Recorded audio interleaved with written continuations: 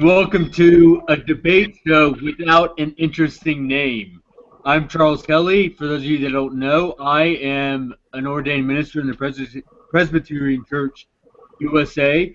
Tonight we are talking about the resurrection, which is the foundation of Christianity, which has been kind of the foundation of Western culture for the last 2,000 years. Arguing for the resurrection, we have Jerome Graber. Did I get that right, Jerome? You got it. All right, Jerome. Jerome is one of the more prolific debaters in our debate group, a debate group without an interesting name.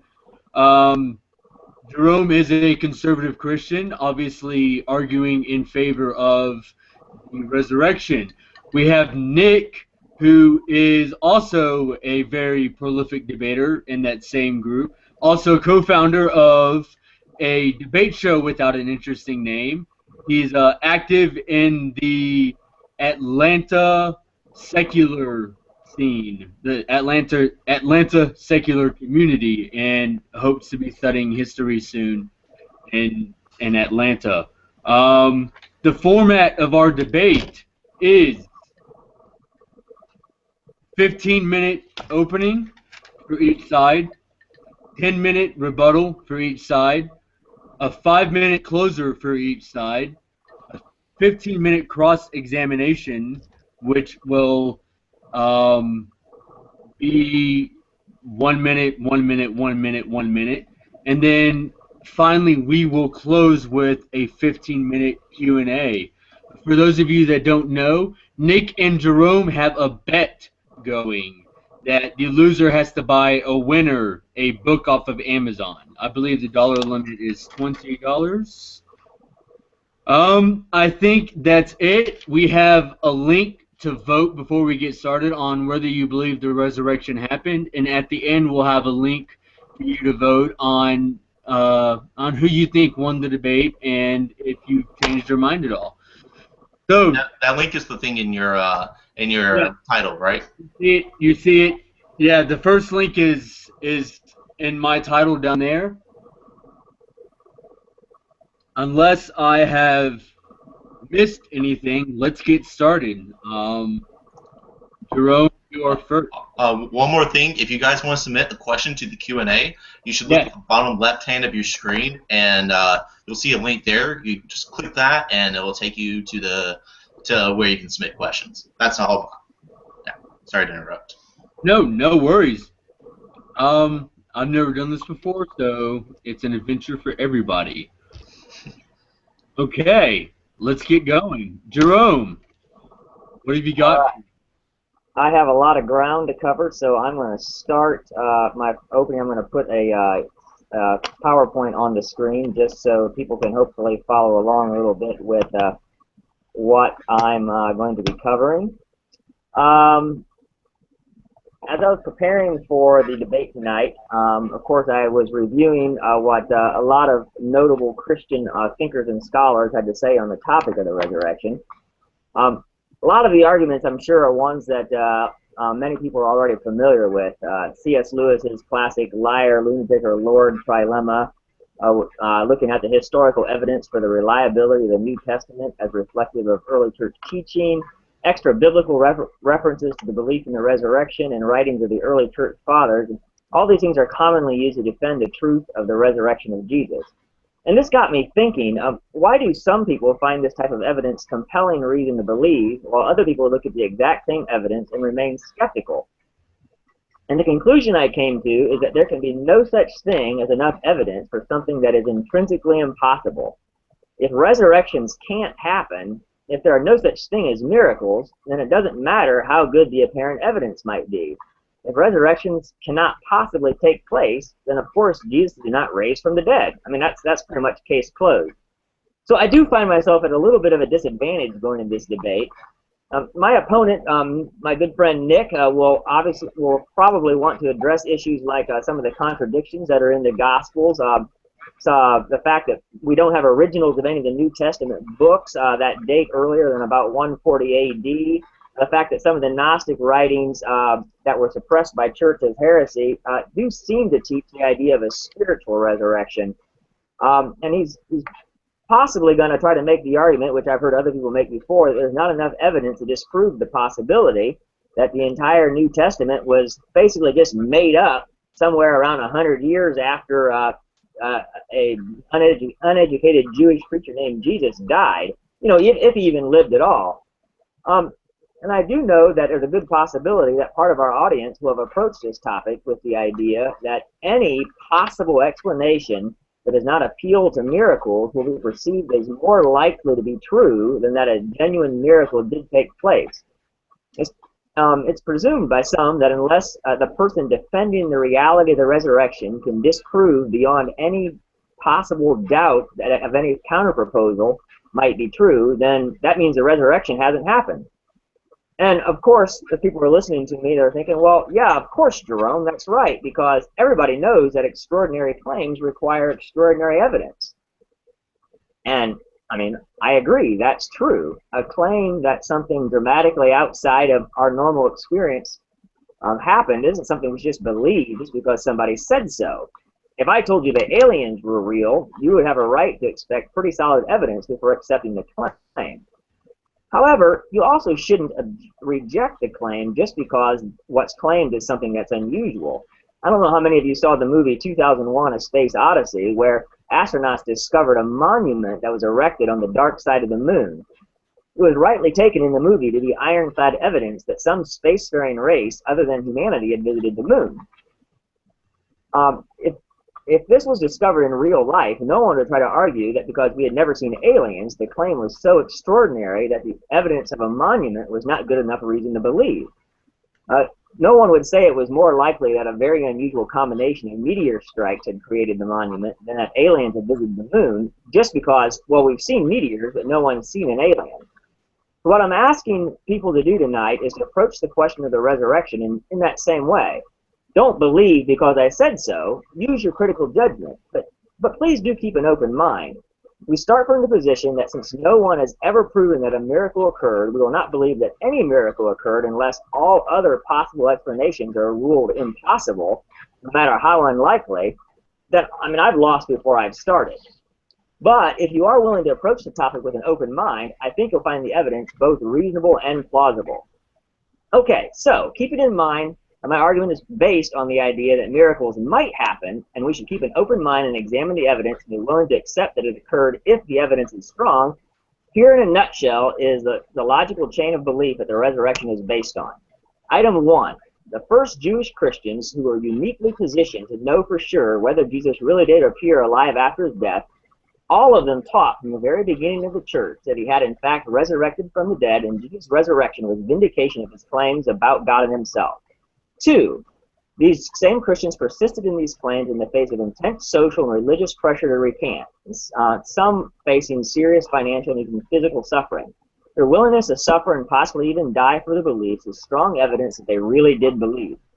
The most plausible motivation for this persistence is that they really did believe the claims Jesus made about himself and believed they would be rewarded in heaven for their faithfulness. And 3, a sizable number of people who previously opposed Jesus and who, like the disciples, were uniquely in a position to know whether or not the resurrection actually occurred, converted in a short period of time after his death. Many of these were people who gave up prestige and power in the Jewish community to join the new faith. The fact that many people who were not disciples of Jesus when he was on earth were convinced by the evidence and converted is good reason to believe that the original disciples were not just deluded in their claims that Jesus had appeared publicly on multiple occasions. And given these 3 premises, the most plausible explanation is that Jesus really did rise from the dead. Now, sure, a skeptic might say, if those things were true, but that's a really big if. How do we know that they're true? And that is a very fair question. Again, I'm not asking to believe because I said so. Extraordinary claims, extraordinary evidence, all that fun stuff. We're aware of that. So let's examine them point by point. Okay, item 1. Did the first Christians really teach and believe that Jesus rose from the dead, or was this a later embellishment? I'd like you guys to notice that this is not in and of itself an extraordinary claim. This is a plain old historical question. The simple reality is we have precisely 0 evidence that any form of Christianity that did not teach the resurrection ever existed. We do have some non-canonical books of the 2nd and 3rd centuries that claim Jesus resurrected in spirit instead of the body, but even these claim that his spiritual body was visible to the eye, including to non-believers. The skeptic's entire argument on this point rests on an argument from ignorance, an argument that the earliest copies of the New Testament books that we have date to around AD 120 to 140, so it's logically possible they were embellished versions of older writings that did not teach a physical resurrection. This argument, however, is fatally flawed. Here's what we do have. We have literally thousands of copies of 4 distinct family lines of the New Testament, all with fragments dating to around AD 150 or earlier, spread out over 700 miles of the Roman Empire. Using the ordinary rules of scholarly research, we know that it would have taken at least 50 years and probably closer to 70 years for these 4 lines to develop. So we can determine with a very high degree of accuracy that most of the original books of the New Testament were written prior to AD 100 and very likely sometime prior to AD 80. And because so many thousands of copies were spread over such a large territory from very early on, we can discover with near 100% certainty what almost every word of the original writings in the New Testament originally said. With literally mounds of physical evidence, orders of magnitude more evidence than we have for any other ancient writing prior to the Renaissance, we know with more certainty what the very first Christians taught about Jesus than we know about virtually anything else about the ancient world.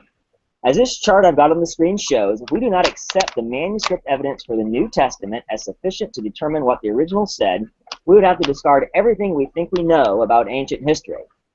With the extreme weight of evidence, it is the skeptic who claims that the first Christians might possibly have taught a religion without a resurrection that are making the extraordinary claim, and one based purely on wishful thinking at that.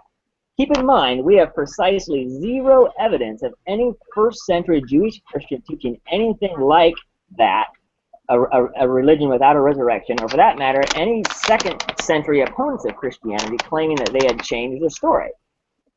So, okay, once we establish that the first Christians did actually believe and teach that Jesus rose from the dead from the very beginning, the next question is, so what? After all, presumably, the adherents of every religion sincerely believe that religion is true. Why should we believe in the resurrection just because they did?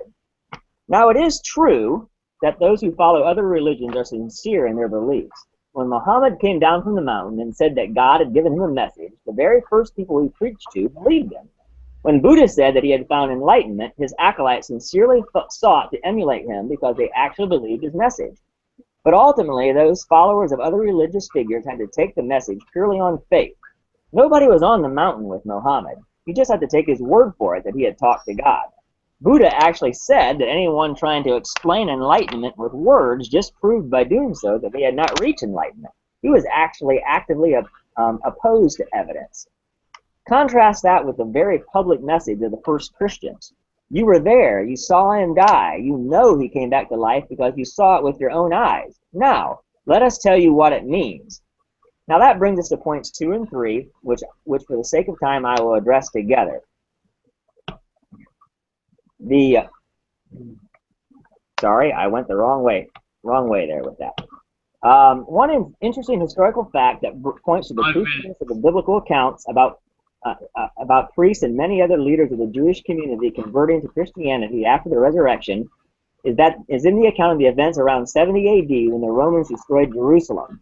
Much of the historic animosity between Jews and Christians arises from this event. A Jewish historian wrote that the Jewish Christians, he called the seditious Jews, betrayed the people by refusing to fight against the Romans because they followed the teachings of a false prophet who they said warned them not to resist the Romans when they came. This is a clear reference to the prophecies that Jesus gave in Luke 19 and Matthew 24.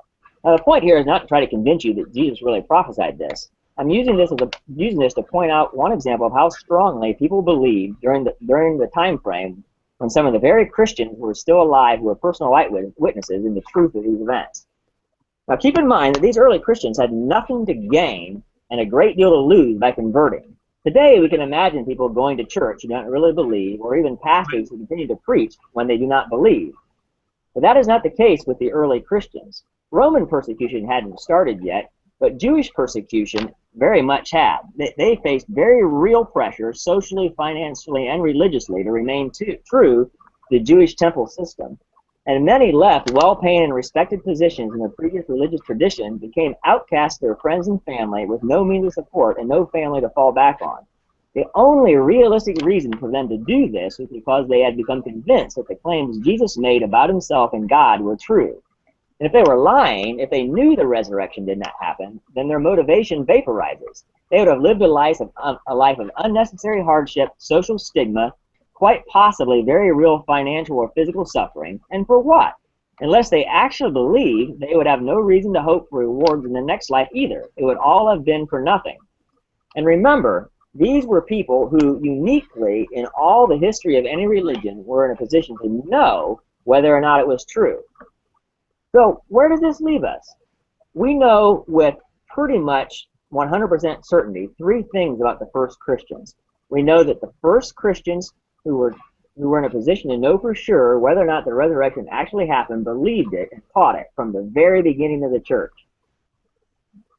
We know that many people who did not believe prior to the resurrection and who were actively in opposition to Jesus became believers based on the weight of the evidence when they were in a position to witness firsthand. This demonstrates that the disciples were not just deluded in saying there was evidence. There actually was evidence that persuaded people at the time. And we know that they persisted in their belief in the face of severe opposition, demonstrating that they were sincere and not in it for any other reason. And their sincerity is based uniquely among world religions on empirically observable facts, not just feelings or faith. So, does this prove beyond any possibility of doubt that Jesus rose from the dead? No, it really doesn't. Nothing in history can be proven beyond any doubt. I mean, I've heard people argue passionately that the moon landing was fake, that the Holocaust hadn't happened. I mean, Donald Trump even believed that Obama wasn't born in America. I mean, none of these hypothetical alternative histories can be proven 100% false. But what does the weight of the evidence point towards? If we approach the question sincerely with an open mind to the possibility that miracles might possibly happen, then I believe the historical evidence is strong that in this case a miracle really did happen. The resurrection being real and not just a myth is the simplest explanation for all the facts about the rise of the church. Any other possible explanation simply has too many holes, makes too many implausible arguments from silence to be seriously considered as a more likely answer than that Jesus really did rise from the dead. And I don't know, I may not be quite out of time, but I am done with my presentation. All right. Well, you have about 48 seconds left, Jerome. So if there's anything you would like to add. The only thing that I would like to add is that this is a matter that is not just an intellectual matter. It is one that does strike emotionally with a lot of people. And so it does become doubly important for both sides to try to set aside our emotional responses and really look at the evidence from an objective point of view. It's really easy for both Christians and atheists to have knee-jerk reactions to these things, and the important thing is for us, when in this type of debate, to really try to make an objective view and set aside our emotional things, although that can be very difficult to do. All right, and you are out of time. Okay, Nick, are you ready? Yeah, let me just set up my PowerPoint, and as soon as I have it set up, I guess you can consider my time begin. All right, thank you for that, Jerome. Yeah, very well done. All right. Okay, can everyone see good? Yeah, okay. And let me know when you're ready.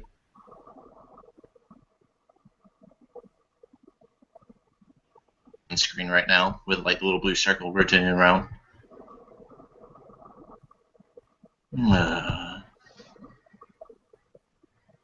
Okay. And what do you guys see right now? I see your display. Okay, you see the first slide of my presentation? Yes. All right. Well, you can consider my time to have began. Okay. All right. The origins of Christianity. What is the raw evidence? In order to conduct proper historical epistemology, we got to identify the Gospels. Jerome thinks that the Gospels were written by eyewitnesses. He talks about eyewitness testimony, but we have no evidence of that. In fact, our Gospels don't tell us who wrote them. They're written anonymously in the third person and use other materials as a source. The majority of scholars agree that Matthew and Luke use Mark as a source. Daniel Wallace of Dallas Theological Seminary points out that of Mark's 11,025 words, only 132 of them have no parallel in either Matthew or Luke. And so this idea that we have great manuscript preservation, one needs to only look at the Markan manuscript preserved in Matthew and Luke to see it absolutely corrupted by the end of the 1st century. Gospel authorship. Let's talk about Mark right quick. I'm not going to hit all of these since he didn't get too detailed on his arguments for the eyewitness testimony, but I'll hit the earliest one, Mark, right quick.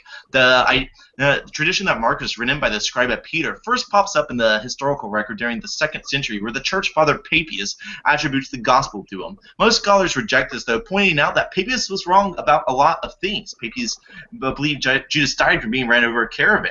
He also said that Matthew was put together the oracles of the Lord in the Hebrew language. Yet Matthew wasn't a collection of oracles; it was a fully formed narrative written in Greek, not Hebrew. Bart Ehrman of UNC at Chapel Hill concludes that the bigger problem with taking Papias at his word is that virtually everything else that Papias says is widely and rightly discounted by scholars as pious information rather than historical fact. I'm going to skip my other authorship slides since Jerome didn't get to those much. And I'll revisit those if he chooses to argue for authorship.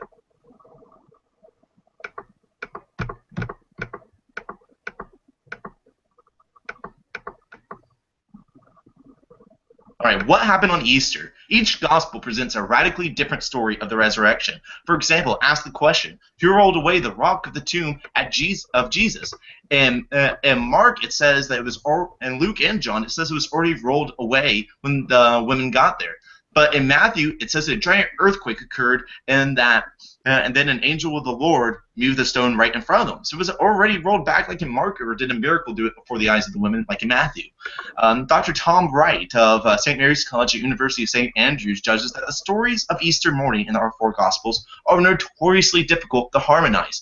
We shall never be sure how many women went in what order to the tomb, at what point two or more male disciples went as well, how many angels they all saw, where and what order the appearances of Jesus took place. Paul just tried to reconcile this by pointing out, well, okay, this is because this is actual genuine eyewitness testimony. Memory falters over time.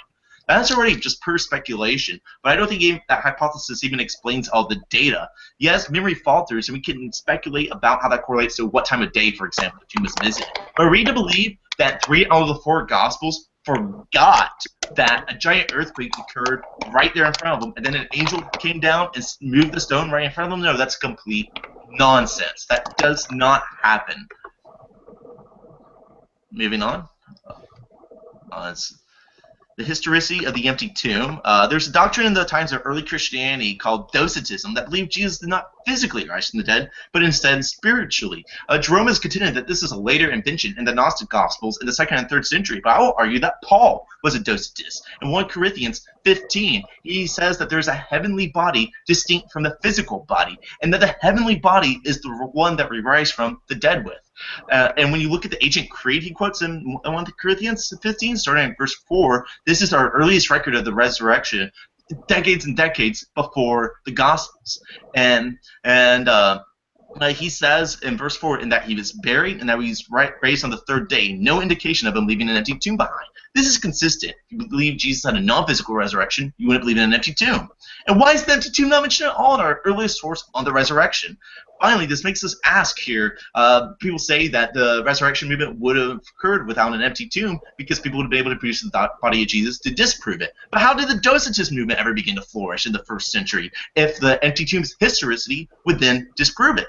And what Jerome has to believe right now is that the 12 apostles preached the physical resurrection of Jesus, they preached his crucifixion, they preached the empty tomb, and that some of the Christians in the audience believed what they heard, but they disagreed on those physical details for no apparent reason, and so they schismed off of the church and were willing to die and martyr themselves for what they believed to be true about the crucifixion and resurrection, but they thought that the apostles were full of crap about the physical resurrection and the empty tomb. That makes no sense to me.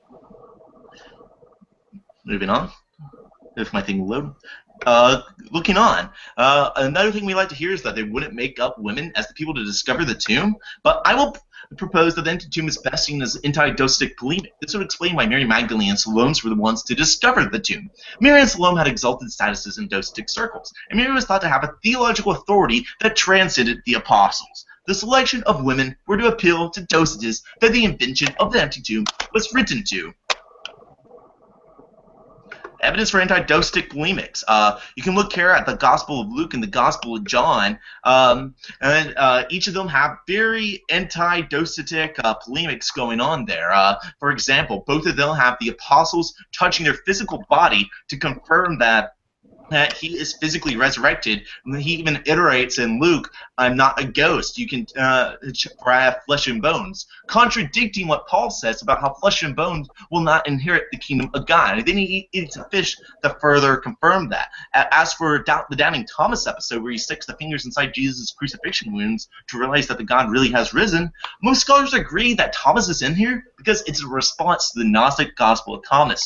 The episode only appears in John, and only in Thomas and John is Thomas called the twin of Jesus. This is part of a larger framework that has John as a theological treatise written in response to the Gospel of Thomas.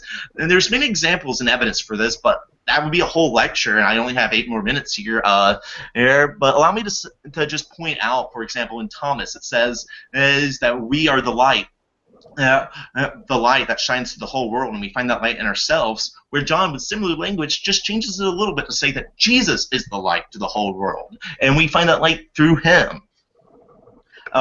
This has led prominent scholars such as Elaine Pagels of Princeton University to conclude that while Thomas and John clearly draw upon similar language and images, and apparently both begin with similar teachings, she says that they're so different from each other that she thinks John wrote his gospel to refute Thomas. Early church fathers, including Irenaeus, Tertullian, and Ignatius, used these passages to refute Docetism.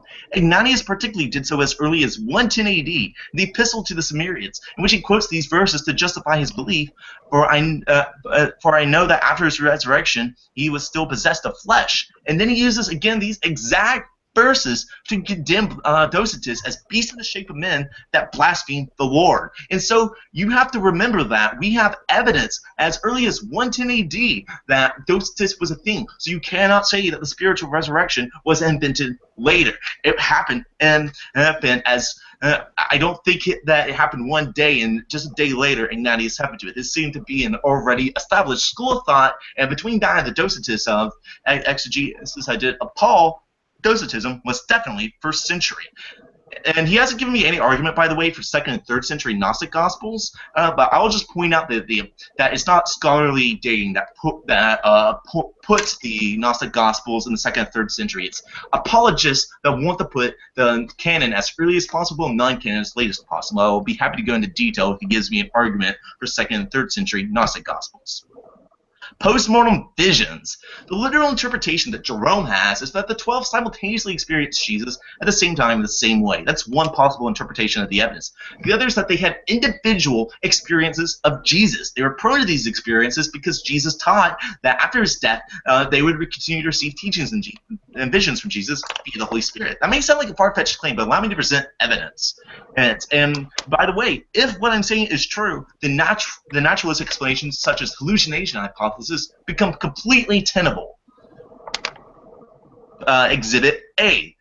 Here is 5 verses where Jesus says he's going to send the Holy Spirit to further communicate with them and them after his death. The late Catholic scholar Reverend Raymond Brown realized that the full force of what's being said here. The tradition behind John is firmly rooted in Palestine. The presentation of that tradition has moved considerably beyond Jesus' ministry. Indeed, the evangelist acknowledges this and defends such development as guided by the Spirit Paraclete.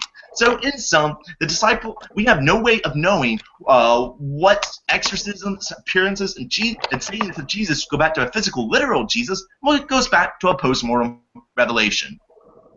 Exhibit B, you can see here in Romans 12, people were prophesying in the church, they were teaching in the church by gifts given to them by the Holy Spirit. This was such a problem that most people will know Paul actually had to set up rules guiding the utilization of these gifts. But most condemnably, in 1 Corinthians chapter 2, Paul says that at first, him and the rulers of the age only knew Jesus crucified. But then he goes on to say, what no eye has seen, nor ear heard, that God has revealed through the Spirit. So if we're talking about something Jesus that doesn't have to do with the historical Jesus being crucified, then something that no eye has heard, or no eye heard, you guys know what I mean, but has been revealed through the Holy Spirit.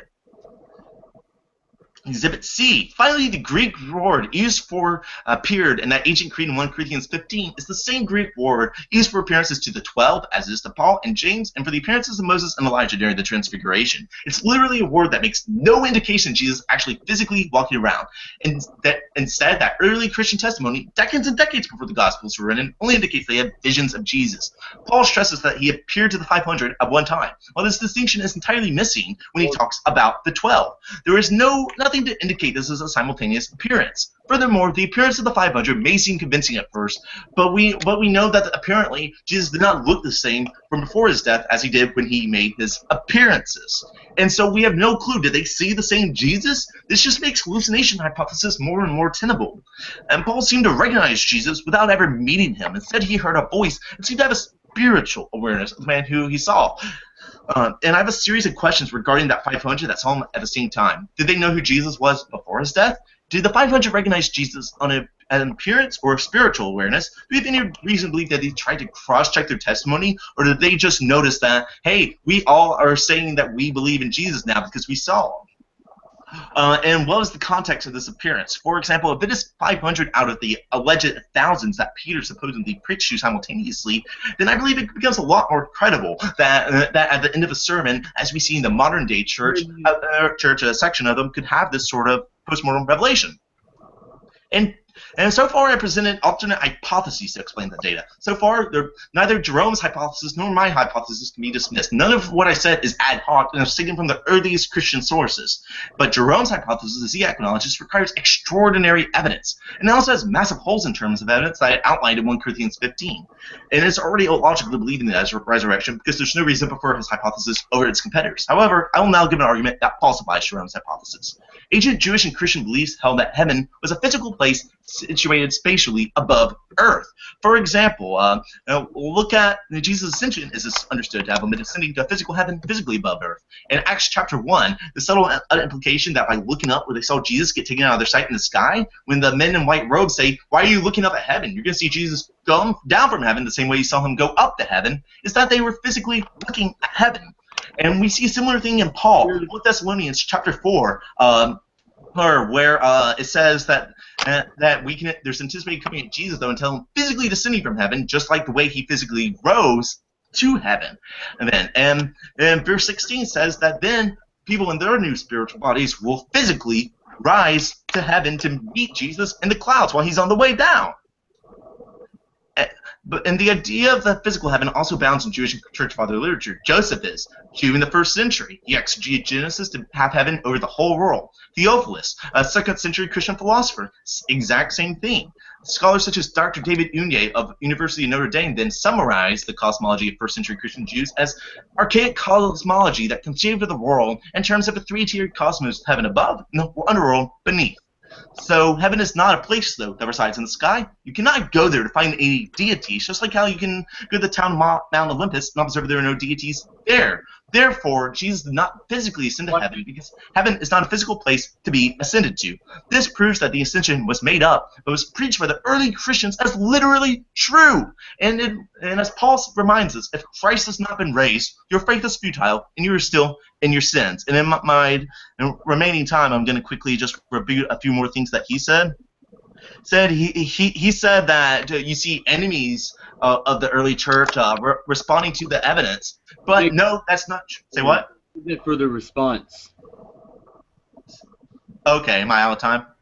Well, no. I just don't think it's fair for you to get 30 seconds of response time that Jerome won't get. Oh, am I over? No, but I don't want, because you're trying to refute something that he said. That we have a segment dedicated to that.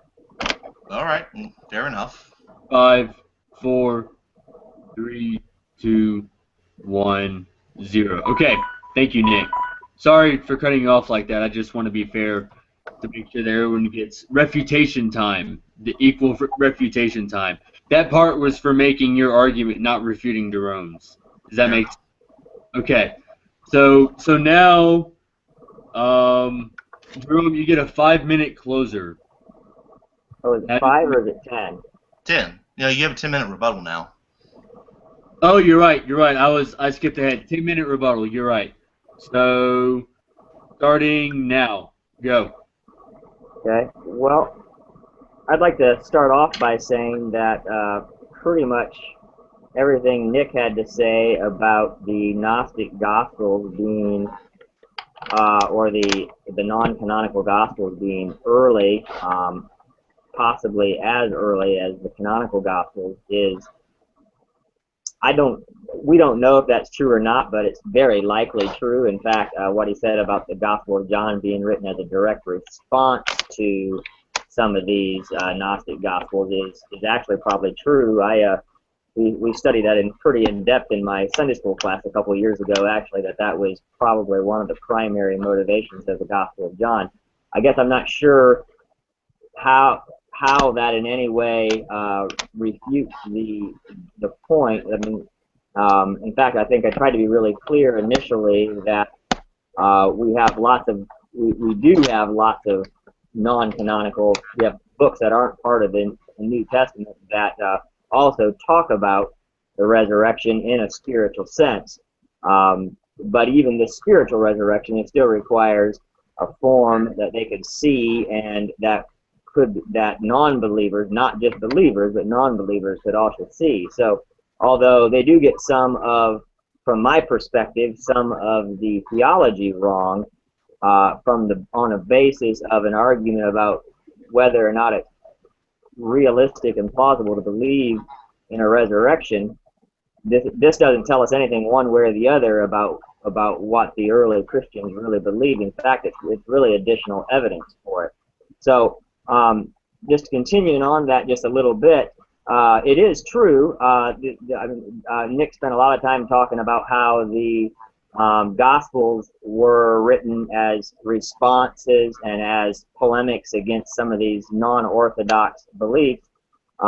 Again, I mean, every book of the Bible was written for a reason. The rest of the Bible was written as letters addressing specific problems that came up in the church. So although that does make interesting history, I have a hard time seeing how that's relevant to the question of whether or not what they're talking about generally more or less happened. Again, not addressing the issue of infallibility. Infallibility is a doctrinal issue, not a historic matter, and I'm not arguing tonight that you should believe in the resurrection because the Bible is infallible. That's an entirely different matter.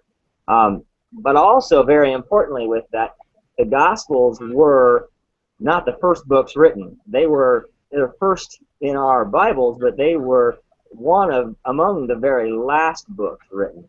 So if you really want to know what the earliest Christian beliefs were, you don't look at the Gospels. You need to look at the epistles.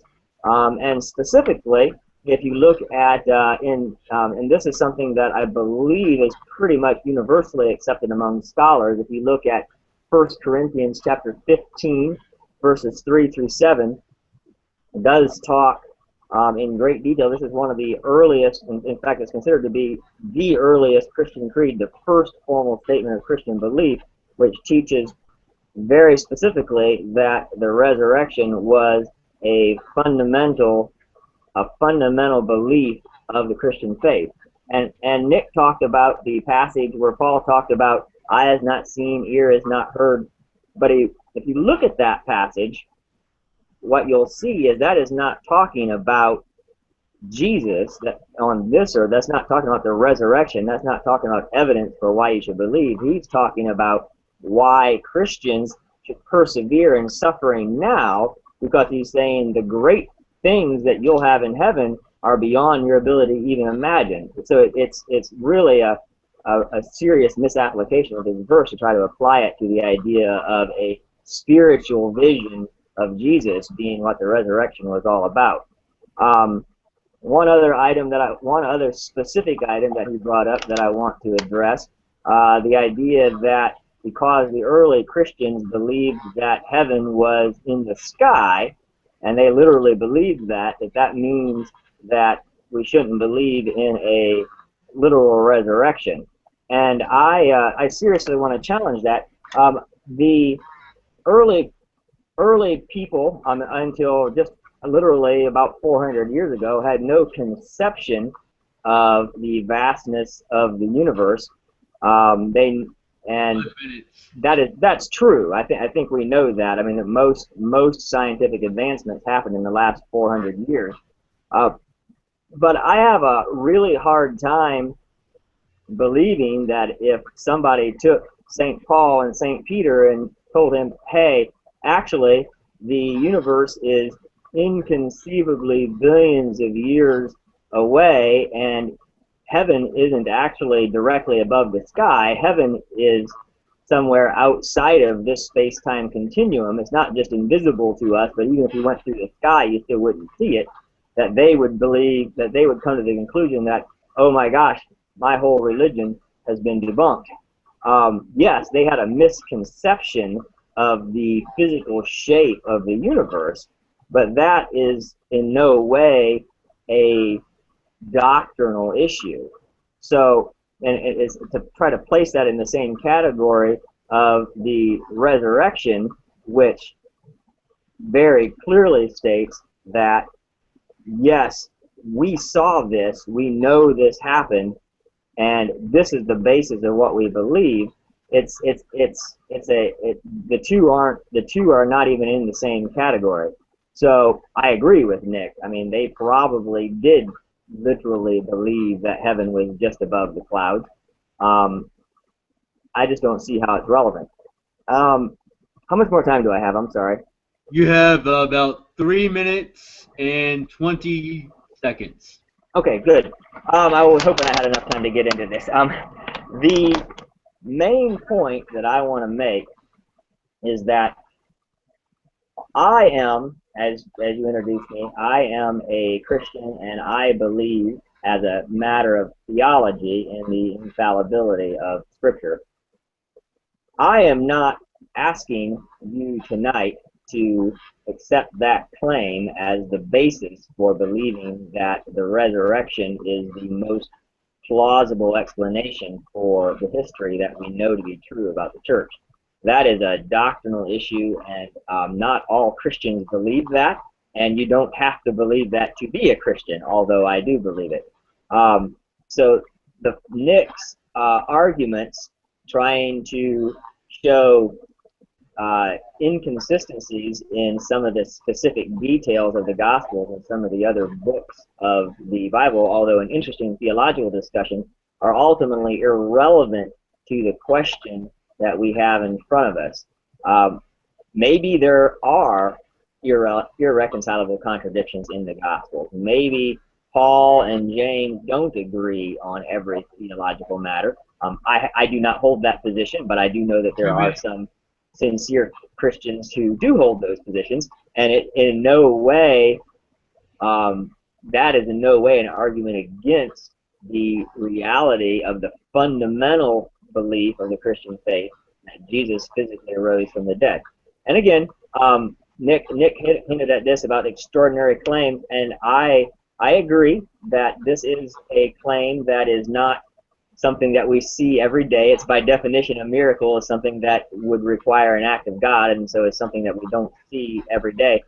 But to say that because that is the case, that any possible unsupported hypothetical claim is therefore more likely to be true than that the resurrection actually happened is not an argument from the facts. That is an argument from a philosophical point of view, and it's not something that the facts themselves bear out. That's bringing philosophy to the facts.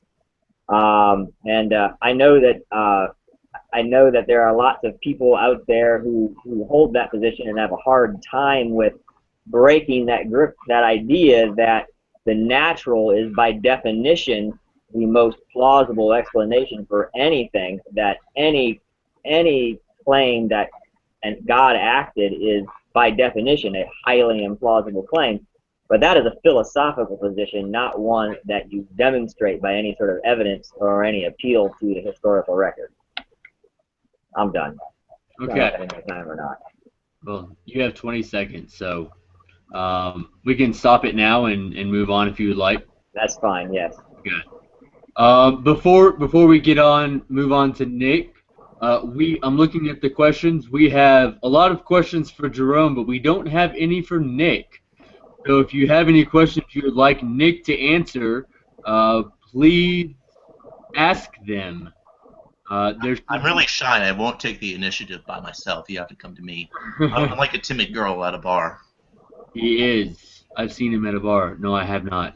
Okay, so Nick and I'm ready when you are. And go. All right. I first want to address Jerome. I'm sorry, you don't seem to understand what I'm doing by making that distinction between the spiritual revelation and the physical appearance. This is to rebut Jerome's argument. Right. Okay. Now, I want to point out that first of all, the idea of the physical resurrection is that if it's the simultaneous, okay, we all see Jesus doing the exact same thing in multiple situations, then that's pretty hard to right away as hallucination. But if it's individual, one-on-one spiritual appearances, and we don't know how they cross-check, then naturalist explanations become a lot more tenable. And you seem to, and I'm not saying that naturalism is the default here. I'm pointing out that neither hypothesis can be dismissed, and there's no reason to prefer yours over the other, and that's not based on any sort of methodological naturalism presupposition. But it is true that we do observe people having hallucinations, but we have never observed anyone being able to say that they actually saw someone come from the dead verifiably. So that kind of leads credence to that. You said you talked about the temporal prophecies being vindicated, but I just want to point out that we have many examples of people preaching about the destruction of the temple that from many would-be Messiah claimants. This includes other Messiah claimants of the first century too. But ultimately that's unrelated to whether or not the resurrection occurred. You said that the skeptics were actually convinced by the evidence of the resurrection, and it caused them to convert. That's not true at all. We don't see people, Peter or Matthew saying, "Hey, I saw this resurrection." Their testimony cross-checking so that they were all convinced. And it's no, you won't give me a single example of that at all. What you will give me is you'll have people like Paul that persecuted the church because they thought they were full of crap, and then it took their own spiritual experience to make them decide otherwise about the resurrection, despite Paul, as you seem to believe, conferring with or interacting with Christians as early as just years after the resurrection. And I'll also point out that even when you look through the Acts of the Apostles on all their mission trips, the only way that they could show Jesus was alive was by referring to Old Testament scripture that they read into him. Now, whether or not that Old Testament scripture actually prophesies them is a separate discussion, but it was not based on any sort of, hey, we all saw this, just like, trust me. That's me. And you earlier you talked about how I was wrong about 1 Corinthians chapter 2. You can read that. You guys can read that passage for yourself. I'm looking at it right now. You won't see a single mention of the word heaven in it at all. Instead, you see people talking about how they didn't understand that they had crucified the Lord of glory, and it was and besides that, it was only things that they knew better because there's revelations that they got from the Spirit. And now someone might say, "Oh, there's a contradiction. You're saying that they saw visions of Jesus, but that you're saying that it was talking about the post-mortem Jesus when it said no eye has seen what had happened." And that's not true. What I'm saying is that no eye has seen, like, you couldn't see Jesus the way, like, I couldn't be like, "Hey, Charles, hey, Jerome, you see Jesus over there?" No, it was an individual experience. And so that's that spiel there. There. What else? Yeah. To be asked how the resurrection argument could be refuted by showing the polemical embellishment in the resurrection narratives, but that's the exact point, is that we don't have early evidence of the resurrection, except in Paul, which I'll talk about more in a second. The Gospels are apologetic in nature. They are not eyewitness testimony. They are not reliable historical data. They are specifically written. We're willing to change things about what happened, even make up conversion episodes of the leaders of the Gnostic Church in order to make their own theological point. And so the resurrection cannot be used. The contradictions are just there to show that, furthermore, they really are not based on any sort of cross-referencing eyewitness testimony. And I illuminated on that. I guess he must have missed it or something. How much time do I have? You have just over 5 minutes. Okay, awesome. You were talking about how the fact is that the early Christians preached that the resurrection is true. I agree with this. I've concurred since my opening argument. But what I'm pointing out again is that it's not like you have Charles, you have me, and you have you, and a few other guys all saying, hey, we just saw Jesus do this and then rise up. That's not true. What we have is one guy saying, oh, I just saw Jesus. And then another guy saying, oh, I saw Jesus. None of them are able to say, oh, well, this is the same Jesus that I saw die. I just, on a spiritual awareness, know that's Jesus. And it is this. You can look at our modern church. People at the end of a revival will talk about, oh, I just met Jesus for the first time. They'll talk about their interactions with Jesus. And I guarantee you, if these guys were alive in the first century, that these stories would have made it into the Gospels as some sort of canon material, because these guys legitimately believe it's true. And when you look at Paul and you see how, again, I made that distinction that he was talking about how the 500 had that simultaneous appearance, but not the 12 sentence before. What's with that sort of literary difference there? I didn't hear any rebuttal to that. The empty tomb, again, missing from our accounts. And guys, you can take the evidence however you like, but individual experience of Jesus that had radically different versions of what happened, that is the most is the best explanation that Jesus was appearing to all of them, and then they all just argued about the message and forming all these early schisms? Or is it that they had these hallucinations because they were taught by Jesus they were going to have revelations from him after his death, and they were all like looking out for it, waiting for it to happen, leading them to placebos? It makes it very contextually credible, in my opinion. And so, yeah, you talked about how the physical heaven, then, like, if you were to tell that to Peter and Paul, that wouldn't have rebuked their faith, and you said that, that what they saw themselves, no, we have no evidence that Peter had anything besides an appearance of Jesus to him. We don't know if he believed that he saw Jesus ascend or anything else like that. And Paul did not witness a single thing. Years later, he had an experience of Jesus. He heard a voice from God, and someone, there's no way of knowing if the guy he saw actually looked like the crucified Jesus, because he didn't meet Jesus before his death, looked anything like him. But what is true is Paul talks about in 2 Corinthians how he himself also had a vision of heaven where he was caught up to the 3rd layer of heaven, referencing the 7 layers of heaven cosmology that many people had at the time. You can find evidence of that in the Talmud, for example. And I do think that if you were to show him that he thinks the same sort of spirit that gave him that revelation is the one that gave him the appearance of Jesus in front of him, then you were to show, no, this is what outer space looks like, and there's none of what you saw in your vision is there, then I think that would be incredibly troubling for him. How much time? 2 minutes. Okay. What else do I got? Again, he talked talking about too fast, Nick. Say what? You're talking too fast. Slow down a little bit. Fill your time. All right. Jerome talked about how there was reliable manuscript evidence, and I showed that, or argued that the Markan manuscript in Matthew and Luke is widely corrupted. For example, just take the take the polemical editions I showed, and that shows how the oral tradition was corrupted. And also just look at, for example, the arrest of Jesus and the Matthew pericope. Jesus rebukes Peter for striking off the ear of the slave, and then in Luke he actually picks it back up and miraculously heals him. But both of those episodes are missing in Mark. But besides that, they all have the exact same tradition, almost verbatim with one another. Which again, I'm not just saying that disproving one thing disproves the resurrection, but it does counter what Jerome said about our textual reliability, and it really makes me skeptical of our manuscript evidence. Yeah, we have to assess the evidence, and if neither hypothesis can be dismissed, then it's illogical to believe in the resurrection. You have to tell me why it's more likely, again, that there was a simultaneous appearance to the 12, and that we have a reliable record of what they preach is true.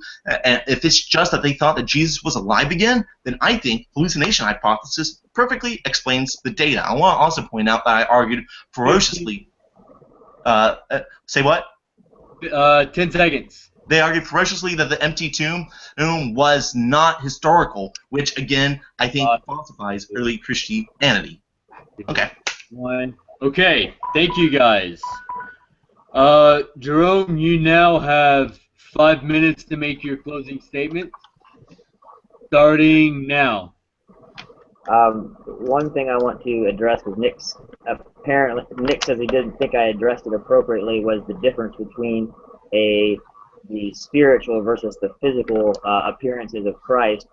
And there's two quick points on that. One is that Paul himself indicated that he did not consider his vision of Christ that he saw to put him on equal par with the original apostles. He calls himself an apostle that was he does this by calling himself apostle who was abnormally born, called himself the least of the apostles, and also explicitly by submitting himself to the apostles who were in Jerusalem and asking them to, in essence, check out his theology to make sure that what he was preaching lined up with the message that they'd already brought. So this idea that people considered Paul's type of vision to be on par with the apostles' experiences of having actually witnessed the resurrection isn't borne out by the actual documents as they're presented to us, the epistles that we have. Paul did not consider his vision to be on par with the vision that the other apostles had of Christ actually seeing him at the resurrection. But just to close, I'd like to say that Nick did tonight present a possible explanation for how it could have happened. It could be that all of the documents that we have are fraudulent. It could be that all of the arguments for private visitations by Christ that nobody else seen was just a private thing. That was what Christianity really was based on, and only got changed after the fact, and all that evidence was wiped out. But that is 100% an argument from silence, an argument from ignorance, saying because we don't know that this didn't happen, therefore it's equally likely that it happened than what the evidence that we do have points to actually did happen. And the reality of the matter is the two are not on equal footing, unless you start by saying that because this explanation allows us to rule out the supernatural, that adds however much weight it needs to equal it out, that the two are not on equal footing, purely from a matter of look at the documentation, look at the evidence that we have. Did the first Christians argue for private, mystical, subjective appearances of Christ, or did they argue for Christ really appearing in ways that everyone could see, whether you believed or not, that you could touch, that could appear? Yes, there was a dispute about whether he was a spirit that only appeared as a body or really came out in a body. That is true. There was that dispute from the very beginning. It wasn't settled for almost 200 years. But no one argued that Jesus only appeared to them in a dream. No one argued that Paul's kind of vision, where Paul saw him and nobody else did, was what the resurrection appearances looked like. Again, Paul himself stating that his experience was not the norm. It did not put him on equal footing with the other apostles because it was just a vision. So, in conclusion, I'd just like to say that yes, just to repeat what I said, yes, what Nick presented tonight is one logically possible explanation, but it relies 100% on a hypothesis that everything that we have and all the documentation that we actually have and everything we actually know is actually false, and there is some prior thing that there's no evidence for that actually was in place first. And we just have no reason to believe that other than a naturalistic presupposition that a naturalistic argument is more likely to be true. So I've talked fast. I guess I've said it. I've not quite filled my time, but I'm done. So. Okay. Okay. Well, is it okay with you if we just skip the next 30 seconds and move on? Yes. Okay. Nick, you have 5 minutes starting now. All right. It seems to me that Jerome had two contentions about my hypothesis. The first is that Paul did not take his revelation as to be on equal footing or even or superior in any way to the apostles. Instead, he took it as inferior.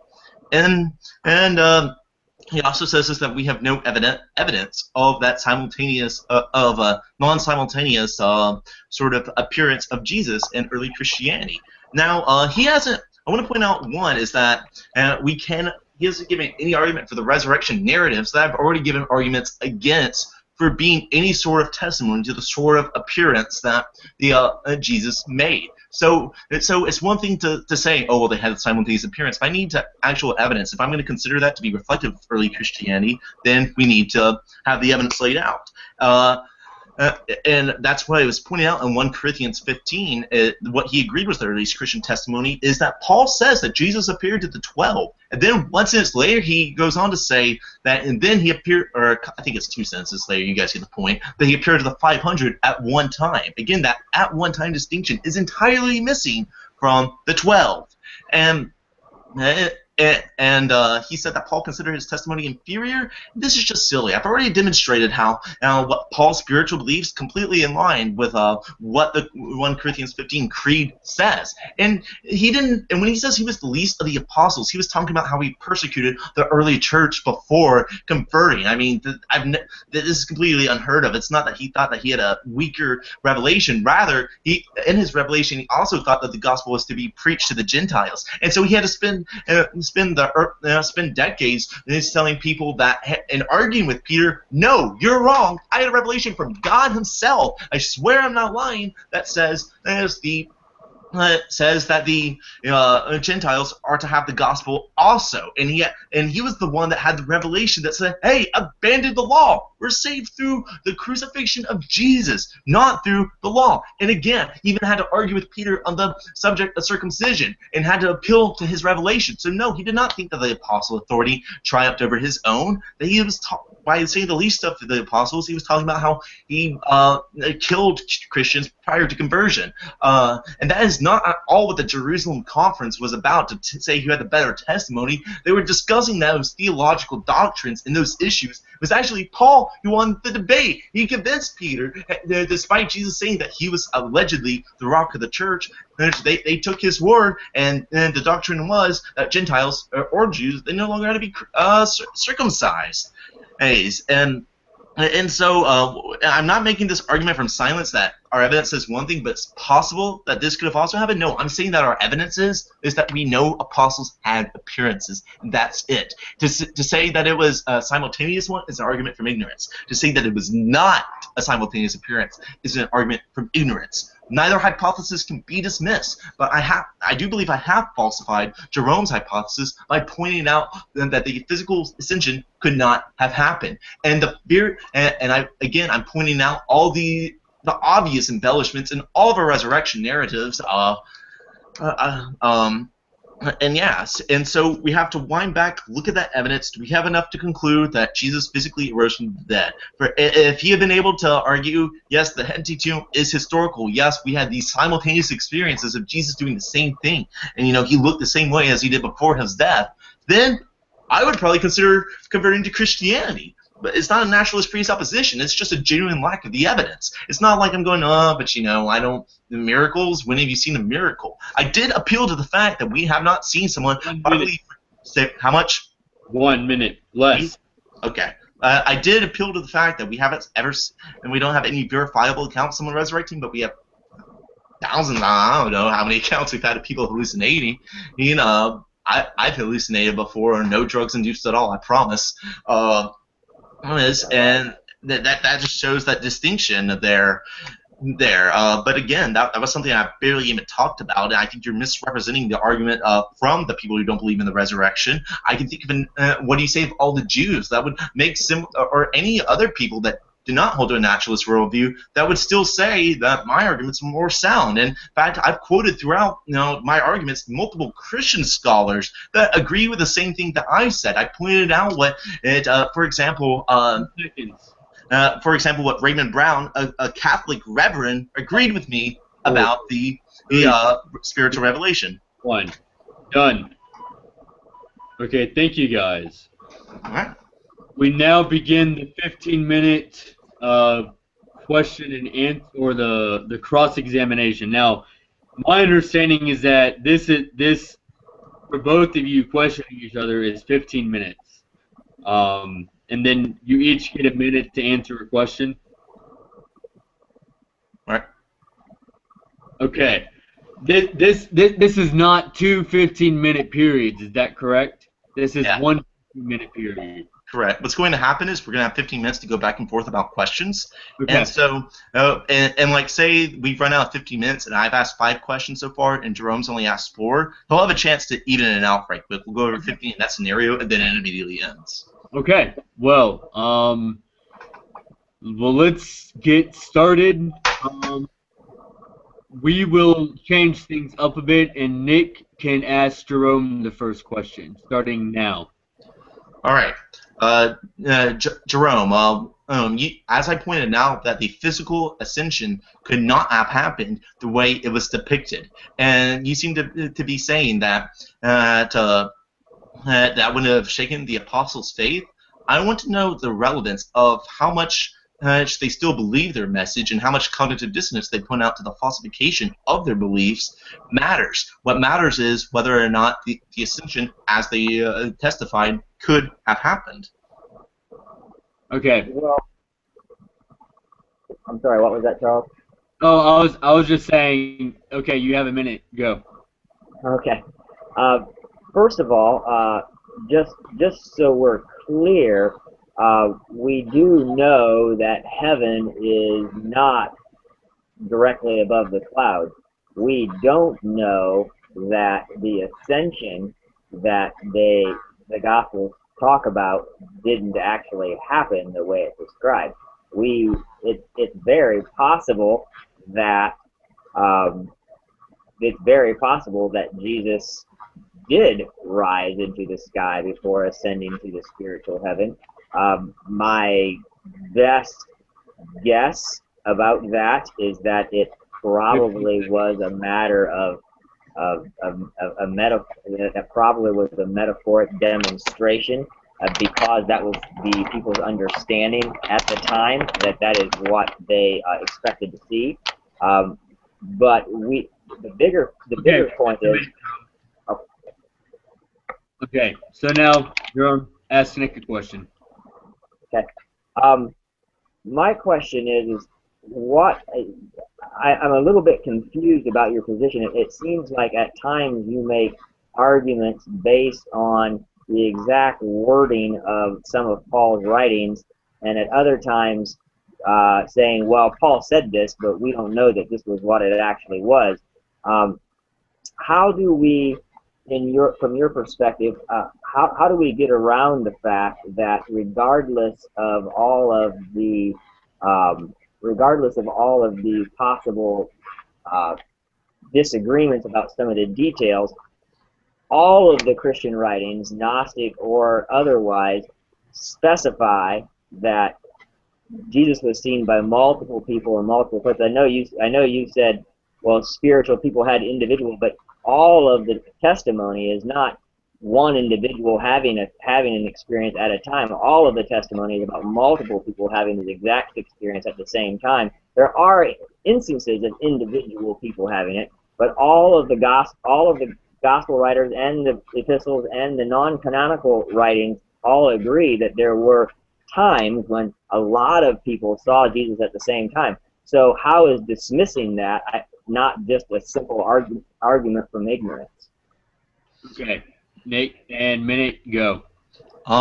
That's because pretty much all of our Gospels are written decades and decades and decades and decades, and most in the later half of the 1st century, a bunch of them also 2nd century. And for the record, I think it's very plausible that Matthew and Luke and John could have all been 2nd century, but I suppose that is a kind of a red herring for a 1-minute speech. And again, the earliest record of Christianity, the one that dates to just a couple of years, as you and me both agree, after the resurrection, does not say that there were simultaneous appearances. That is what I'm focusing on.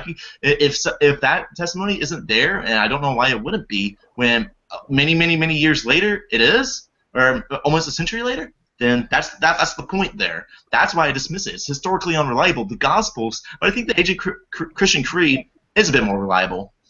And your other question is, I don't believe I've ever tried to ignore what Paul said or tried to say it doesn't exactly matter. I've been very thorough. Nate, time. Okay. Okay, ask your question of Jerome now. All right. Okay, Jerome, you seem to be bent on this fact again that that I'm making an argument from ignorance. I would like you to clearly explain if it's an argument from ignorance that to say that the apostles had a simultaneous experience and our earliest record does not have any indication whatsoever of it being simultaneous. Is it not equally an argument from ignorance to say that the apostles had a simultaneous appearance? No. The argument from ignorance that you're making is that because this one passage does not specify a simultaneous experience, therefore the other passages that do talk about simultaneous experiences must not be reliable. And that is an argument that doesn't logically bear out. Obviously, one creedal statement is not going to contain every bit of historical knowledge that the church has about Jesus and the things that he did while he was alive on earth. But to argue that because this one 2-paragraph creedal statement doesn't specify that Jesus appeared to multiple people at the same time, therefore it's not plausible to believe that it happened when it testified that it did happen in lots and lots of other places. That is what makes it an argument from ignorance. The assumption that, well, we don't know that this happened, therefore it must not have happened, is a classic argument. Time. Okay. Jerome, question. Yeah, I want to get back to, I guess, the one part of Nick's argument that I still really don't understand it is the comparisons you were making between the belief in the ascension. I know we addressed this, but I want to get back to it because I don't understand the exact point that you're making about why receiving a proper science education about the size of the universe is theologically relevant to this question of why discovering that the physical universe is bigger than what we thought it was, and that heaven is not spatially located exactly where we thought it did, how that's relevant to the question of whether or not God is real and heaven is real and the resurrection actually happened. Well, I want to first point out that this is not talking about whether or not God or heaven is real. It's talking about if Jesus ascended to heaven. And we're more than welcome to cherry pick bits of the testimony. Oh, well, just because, as they say, that Jesus was alive in heaven because they saw him physically ascend to heaven, and that was their explanation, and that heaven was there based on the exact same type of spiritual revelation. They told him that he was still the same sort of revelation that he was alive. That's the argument, and so again, that's what I'm trying to demonstrate is if they had this revelation that said heaven was physically above earth, they had this revelation where they said Jesus is alive because we saw him physically go to heaven. If we know for a fact that Jesus could have not physically gone to heaven, then I think that discounts it. I do think that, especially Paul, who had his own vision of the layers of heaven, would be falsified based on modern science. He would be very struck by that. Yeah. I'm good. Okay. Reset. So, Nick, do you have another question? Let me think. Yeah, just under 7 minutes. All right. Hey, Jerome. So it seems to me that you think that the evidence clearly points to the resurrection, and I just want to know, what could pop up that would make you question the idea that the resurrection had occurred? Anything in the historical record? Anything in the historical record? Yeah, just like what evidence would you need in general? Time is starting now. Go. The first thing that comes to mind would be if we were to discover a grave that we could know with reasonable certainty contained the body of the historical Jesus, for instance. As far as from the historic record, one very big thing, if we were hypothetically to discover documentation where another, for instance, if some of the opponents of Jesus said Jesus didn't rise, and we know it because we went and dug up his body and here it is, or we went and looked and his body is still in the grave, or something along those lines, that the complete lack of any opposition to Jesus to the Christian church along those lines is, I think, in itself strong evidence. Time. Okay, Jerome, do you have a question? Yeah. I'm sorry, I keep going back to this. This same thing. How do we know, Nick? You said we know for a fact that the disciples couldn't have seen Jesus rise into heaven, and how do we know that? Okay, we know that heaven is not above the clouds. How do we know that that the disciples didn't see Jesus rise on his way to heaven? I mean, you're assuming that because heaven is not directly above the clouds, that the disciples didn't see Jesus going up in the air, which obviously correlates with their belief that heaven was directly above the clouds, but is not necessarily proof that they didn't see him going up in the air as he ascended into heaven. Something can be spiritually true and also physically represented in that way for people's understanding. So I don't think we can say that we know they didn't see this because we know heaven is not above the clouds. They may very well have seen it. Okay. My minute beginning now? Yep. Okay. I didn't say that that they didn't see the revelation. I'm firmly convinced that at least one Christian must have had this sort of revelation where they're like, I see Jesus and I see him physically going to heaven. And I would point out that even though the ascension is missing from several resurrection accounts, and though the ascension mentioned in Luke is also missing from several of our manuscripts, Bart Ehrman actually argues that it's redacted interpolation. That's neither here or there. The point is that because of our knowledge of cosmology, we know that that he couldn't have actually ascended to heaven, regardless if they thought they had seen him ascended to heaven. And so it would falsify the appearance of being literally true. And it wasn't metaphorical. When you acts as a historical record, so it proclaims to be, it portrays the scene as a historical piece for you to historically know about the ascension. It's not something to be taken metaphorically. It's something 100% to be taken literally. That's why Paul says, if Christ has not been raised, then you are still in your sins. Time. Okay. Nick, question? Let me think of a good one. Okay.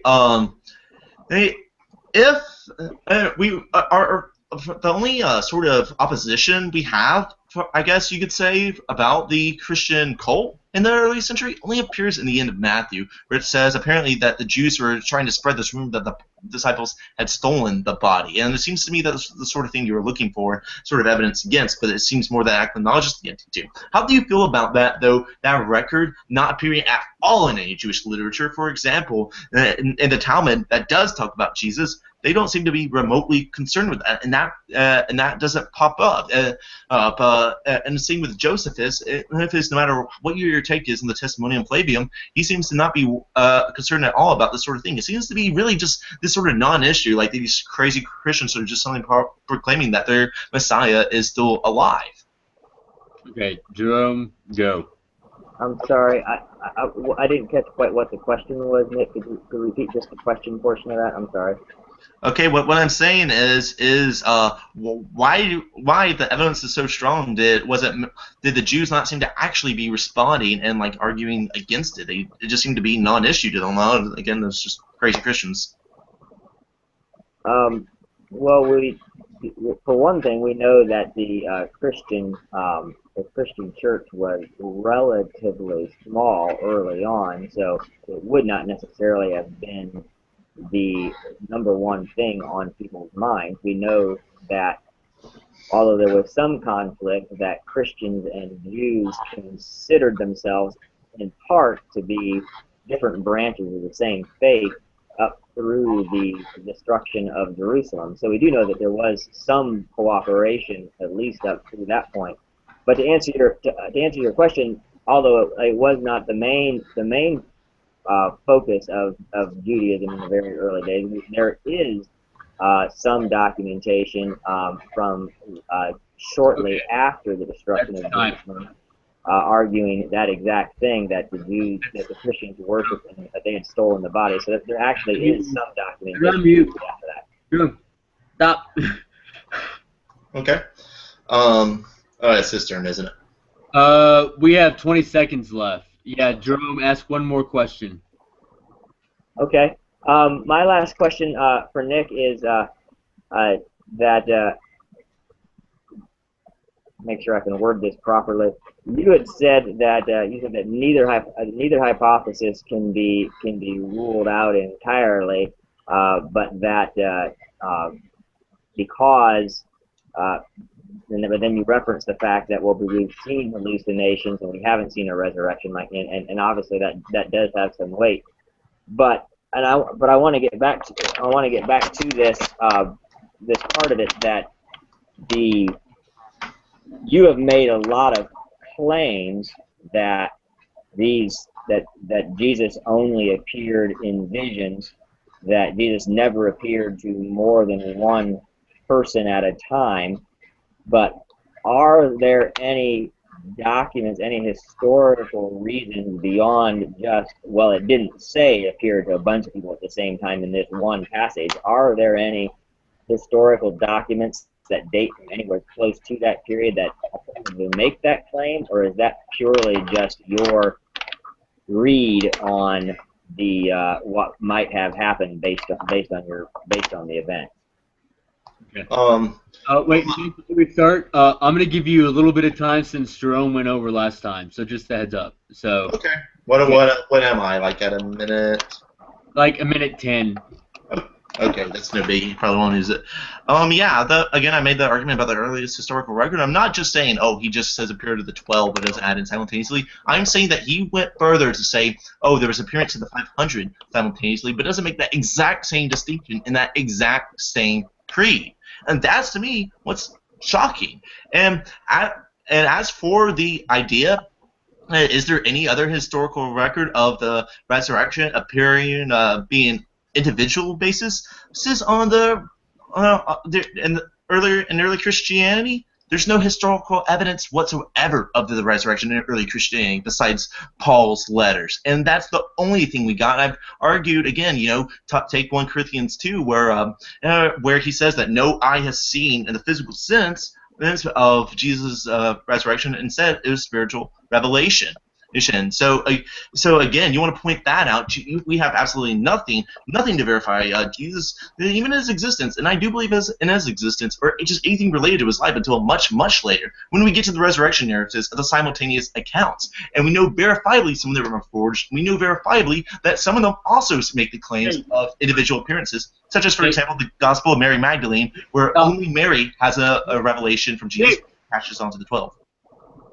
So what? Okay. So that concludes the cross-examination. Now is the part for questions. So we have one question that I think was intended for Jerome, but I would actually like to see both of you answer it. This is from Lee. The statement is, someone witnessing the work of David Blaine or David Copperfield in the 1st century would report correctly what they saw, written or otherwise. Unfortunately, it doesn't mean that what they saw is the truth. It's just their interpretation of what they saw. A quick question before we really get started. Are we limiting answers to a minute? Yeah, that sounds good. Sound good Okay. to you, The reason I ask is we don't have a lot of questions so far. So if we do it, if we just let you take 2 minutes, then we may fill this time better.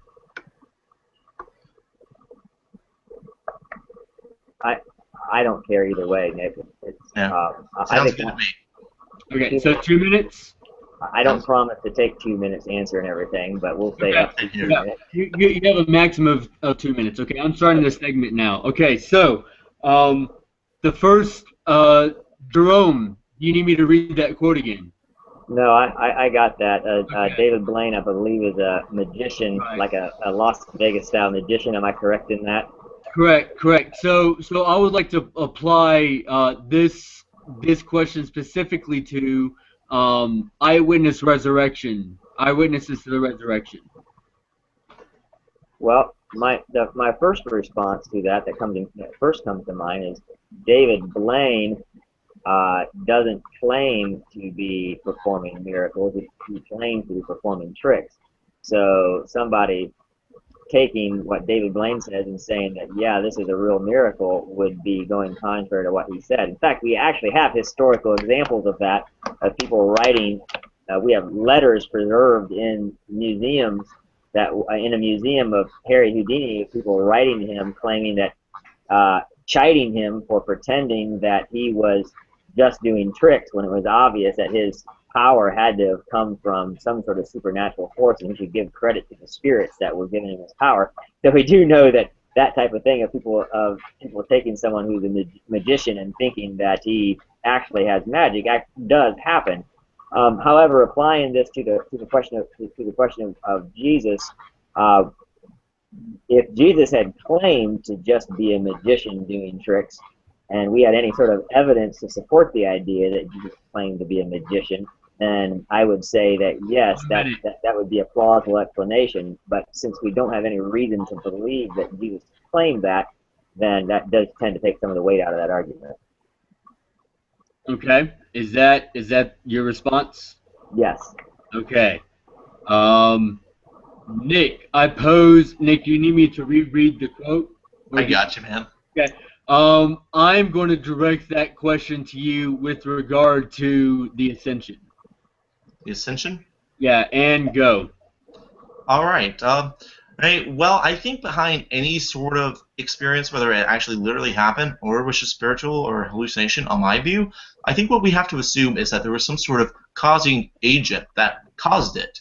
And I don't think anyone would say, again, we explained David Blaine's miracle, so to speak, because he's an illusionist. And Jerome would explain the resurrection and the ascension by God doing these things. And my causing explanation is a hallucination.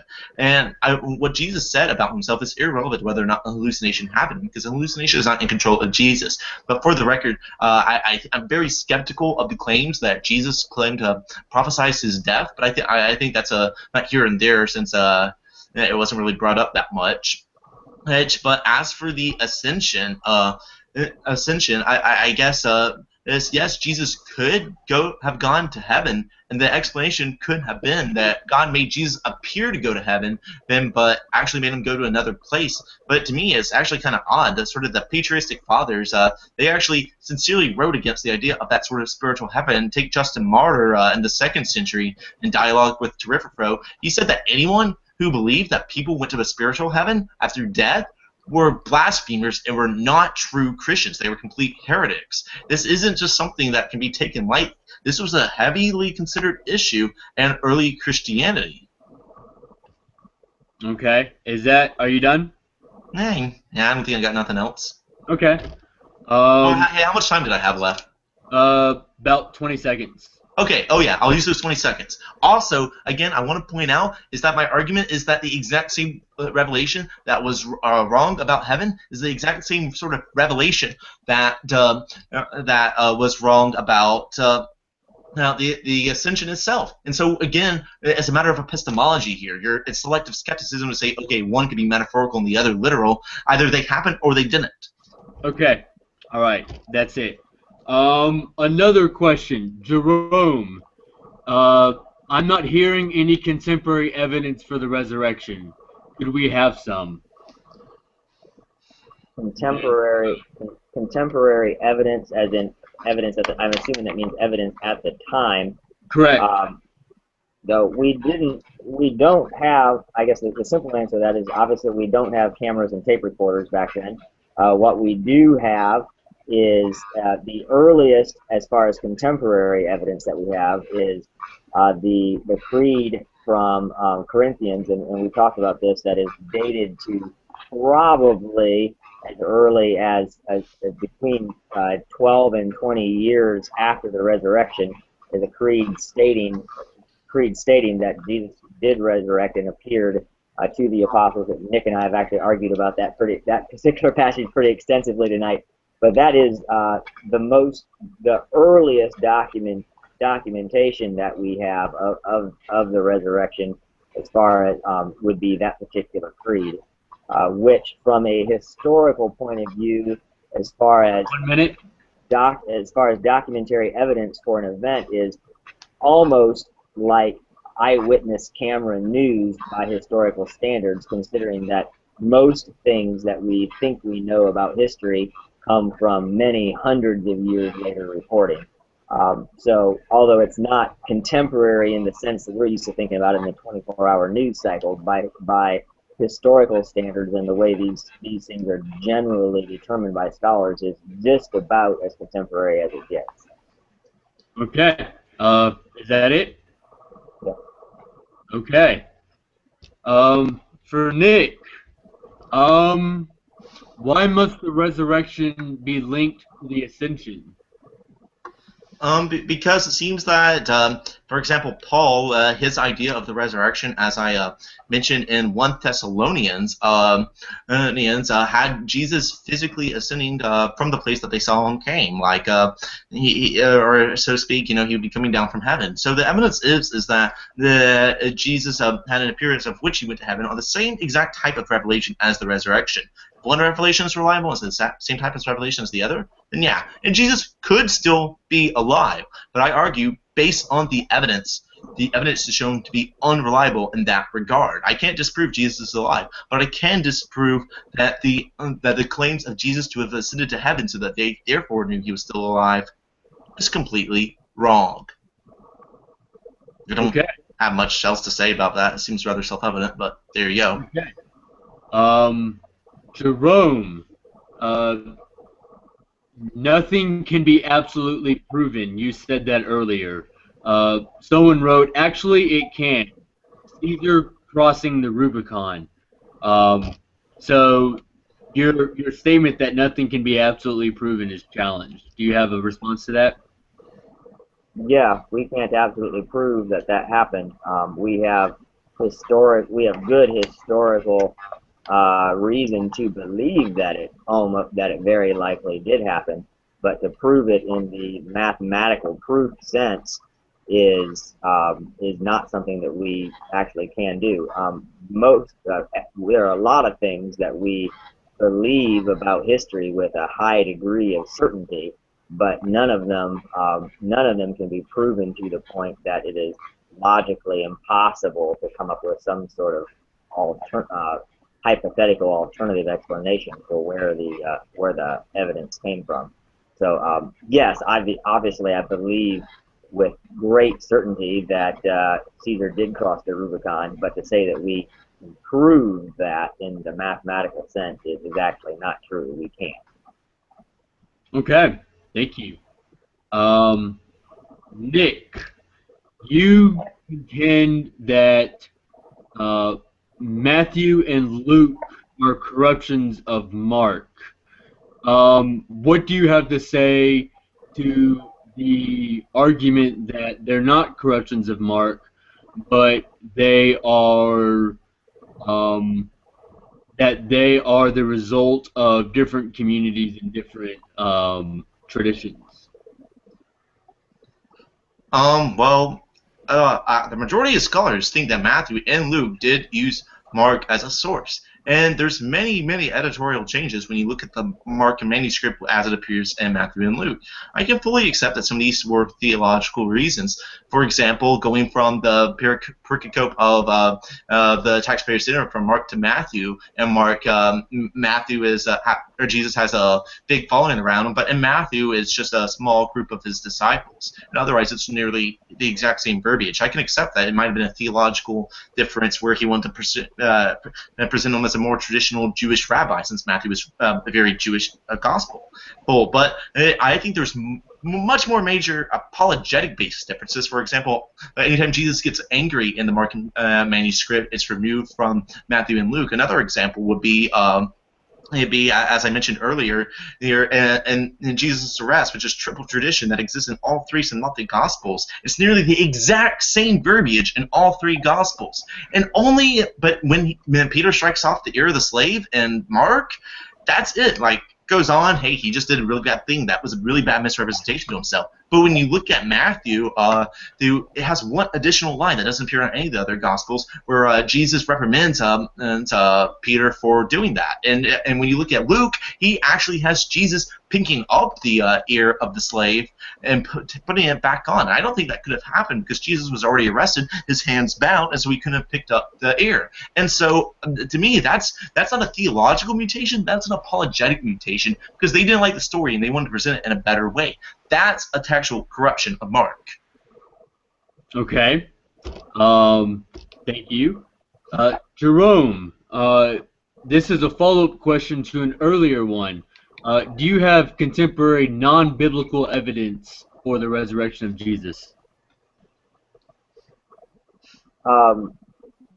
Yes, there are actually a whole collection of books that were written that are not part of the Bible that people claiming to have witnessed Jesus' resurrection, and we talked about them again this evening fairly extensively. The non-canonical Gospels, the Gnostic Gospels, which I believe were written either by people who did see Jesus or who knew people who had seen Jesus and were moving in on the growing beginnings of the Christian church. We don't have a great deal of evidence that those Gospels were written in the first century, but I do believe they were. I believe that they actually show signs of having been written very early. Especially because the main reason for that is being some of the Gnostic theology that's in them is not fully formed. It's like the beginnings of some of this stuff, which is more fully formed than some of the heresies we find in the second century. So I do believe that the Gnostic Gospels and some of the other non-canonical Gospels were written either by eyewitnesses or people who directly knew eyewitnesses to Jesus and the resurrection, and I believe there's pretty good evidence for that. Okay, thank you. Nick, we have a follow-up question from your last one. Would you consider the inclusion of the hypothetical Q source, which is an independent tradition, as a corruption of Mark? Mark didn't write Q, nor did Mark quote Q. As for my opinions on Q, I'm misunderstanding the question. Yeah.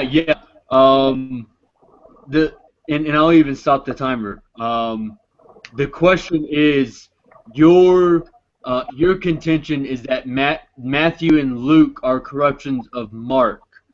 The scholarly consensus is that Matthew and Luke take Mark plus a third hypothetical source, Q. Would you consider Q to be a corruption?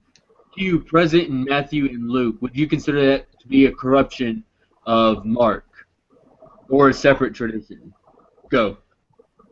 I would say Q is a separate tradition, and it would have been a collection of oral sayings that really had no literary relationship of any kind of Mark. We don't even know if the authors knew each other. And I want to go ahead and say I'm skeptical of the existence of Q. I go back and forth on this. One day you'll say, oh yeah, Q is a sure thing, and then the next day I'll be like, well, yeah, actually, I'm not too sure about it. So that's just my personal opinion. But if Q was real, then I think it's hard to judge because we wouldn't have the original manuscript. But and for the record, for the audience that doesn't know what Q is, it's a hypothetical document that explains some common double tradition in Matthew and Luke that isn't present in Mark, where it still kind of the synoptic parallels to one another. But the thing is, these synoptic sayings, they appear in entirely different contexts. You'll have a saying of Jesus that was nearly identical in Matthew and Luke, and then they'll each give it like a different context to it, a different scenario in which it's said. And so I would say it might be done for theological purposes. It's hard to say. I would say that any answer to this that tries to definitely say whether or not it's a theological interpretation or an actual apologetic mutation is really kind of just claiming to know more than we can. Okay. Is that it, Nick? Yeah. Okay, well, that brings us to an end. Thank you both. I had a lot of fun. I hope everyone out there did. I know you guys did. Looking ahead, we have a debate on Tuesday between J.A. Gleason, also known as the Godless Engineer, and Max Mills, the other co-founder of this debate show, on is the OT law, the Old Testament law, moral? We also, on Saturday, Nick will be back, and he will be debating Tim Chavers on whether or not God exists. So please join us again for that. Did I miss anything, Nick? Yeah. Now that this debate is over, if you can give them the link to the other survey, where for the post debate, the way the winner will be determined. Hopefully, you guys have all filled out the survey beforehand. Now that asks if Jesus rose from the dead, we're gonna do is ask that question again in another survey, and it's also going to say, ask you who you thought won. We're just gonna look at the statistical change, if any, and look at who thought which one won, and for example, if you believe that the resurrection did not occur, but you believe Jerome did a better at debate than I did, then you would vote that Jerome won while saying, no, I don't think the resurrection occurred, or whatever your beliefs about that are. So just making that specification, and yeah. And I'll look at the results and realize that Jerome owes me $20. Well, we'll see about that. Okay, the link is under my name. Nick, am I right in that the link is also posted to the YouTube? Yeah. Okay. Yeah, you should be able to see it just on this video feed. I don't think I put it in the description. How long do people have to vote? I don't think anyone specified that. How long is the voting open? We're going to look at the results at midnight. And the reason of that is because we want to try and make sure it's people that voted in both polls, so to speak, so we don't get, like I believe in the debate we had on if homosexuality was a sin, we had like 6 people vote before, or 12 people vote beforehand, but only like half of that later. So I'm trying to make sure. You get what I'm saying? We are seeing actual before and after results, not just some people before it and then some other people after. So we're cutting it off at midnight Eastern time, an hour and 17 minutes from now. Okay. All right. Thank you all very much for tuning in. Nick, Jerome, thank you all. And I hope everyone has a great night. Thanks. All right.